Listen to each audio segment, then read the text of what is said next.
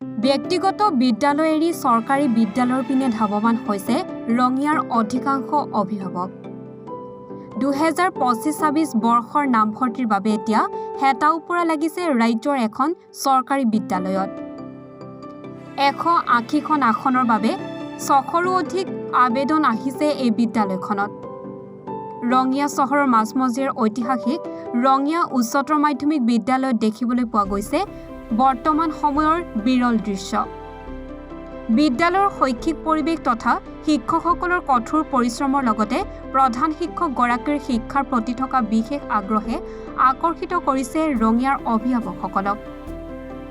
ৰঙিয়াৰ অগ্ৰণী শিক্ষানুষ্ঠান ৰঙিয়া উচ্চতৰ মাধ্যমিক বিদ্যালয়ত এতিয়া নামভৰ্তি কৰিবলৈ ভিৰ কৰিছে ৰঙিয়াৰ অভিভাৱকসকলে। নমস্কাৰ, মই ধীৰেশ্বৰ বৰ্মন, এই বিদ্যালয়ৰ বিষয় শিক্ষক। যে ৰঙিয়া উচ্চতৰ মাধ্যমিক বিদ্যালয়ত প্ৰতি বছৰে প্ৰায় হাজাৰ হাজাৰ ছাত্ৰ ছাত্ৰীয়ে আবেদন কৰে আৰু সেই বহু ছাত্ৰ ছাত্ৰীৰ মাজৰ পৰা আমি প্ৰায় 150জন ছাত্ৰ ছাত্ৰীকে ষষ্ঠ শ্ৰেণীত নামভৰ্তি কৰাৰ ব্যৱস্থা কৰি দিব পাৰোঁ। তাৰ কাৰণে আমি বিদ্যালয় কৰ্তৃপক্ষই এটা সাধাৰণ মৌখিক পৰীক্ষা অনুষ্ঠিত কৰোঁ, যাতে তেওঁলোকৰ মাজৰ পৰা আমি এটা পদ্ধতিৰে 150জন ছাত্ৰ ছাত্ৰীক বাছনি কৰিব পাৰোঁ।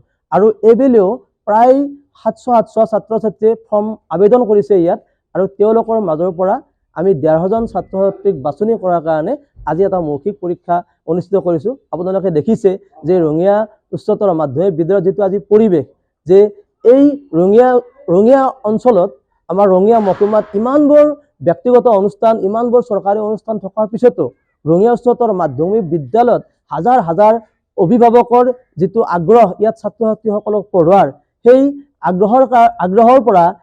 আগ্ৰহৰ পৰা এটা কথা স্পষ্ট যে বৰ্তমান সময়ত চৰকাৰী বিদ্যালয়বিলাখনে কেনেকুৱা পদ্ধতিৰে শিক্ষাৰ ক্ষেত্ৰত আগবাঢ়ি গৈ আছে। আৰু আপোনালোকে জানে যে আমাৰ ৰঙিয়া উচ্চতৰ মাধ্যমিক বিদ্যালয়ৰ নতুন বিল্ডিং বনাই আছে, এখন মডেল বিদ্যালয় হিচাপে চিহ্নিত হৈছে, যাৰ কাৰণে আমি ইয়াত বহু ছাত্ৰ ছাত্ৰীক অধ্যয়নৰ ব্যৱস্থা কৰি দিব নোৱাৰোঁ। কিন্তু পৰৱৰ্তী সময়ত যেতিয়া আমাৰ এই বিদ্যালয় গৃহবোৰ আৰু গঢ়ি উঠে, সজোৱা হয়, তাৰপিছত আমি ইয়াতকৈ বেছি ছাত্ৰ ছাত্ৰীক ইয়াত অধ্যয়নৰ ব্যৱস্থা কৰি দিব পাৰিম বুলি আমি আশা কৰিছোঁ।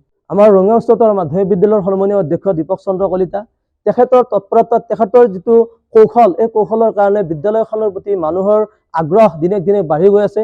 ছাত্ৰ ছাত্ৰীসকলৰ পঢ়াত, অভিভাৱকসকলৰ ইয়াত পঢ়োৱাৰ যিটো মানসিকতা বাঢ়ি গৈ আছে।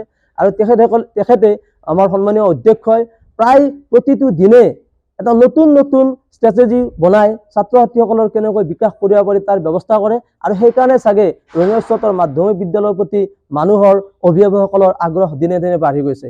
আমি এজন এই বিদ্যালয়ৰ কৰ্মৰত এজন শিক্ষক হিচাপে আমি তেখেতক নিশ্চয়কৈ ল'ব লাগিব। আৰু এই ক্ষেত্ৰত আমি ৰঙিয়া অঞ্চলৰ অভিভাৱক, ৰঙিয়া অঞ্চলৰ শুভাকাংক্ষীসকলৰ ভৱিষ্যত দিনত আমি তেওঁলোকৰ পৰা সহায় সহযোগিতা বিচাৰিছোঁ, যাতে বিদ্যালয়খনে এনেধৰণে আগবাঢ়ি যাব পাৰে আৰু বিদ্যালয়খনে এটা শিক্ষাৰ ক্ষেত্ৰত সুন্দৰ বাতাবৰণৰ সৃষ্টি কৰিব পাৰে।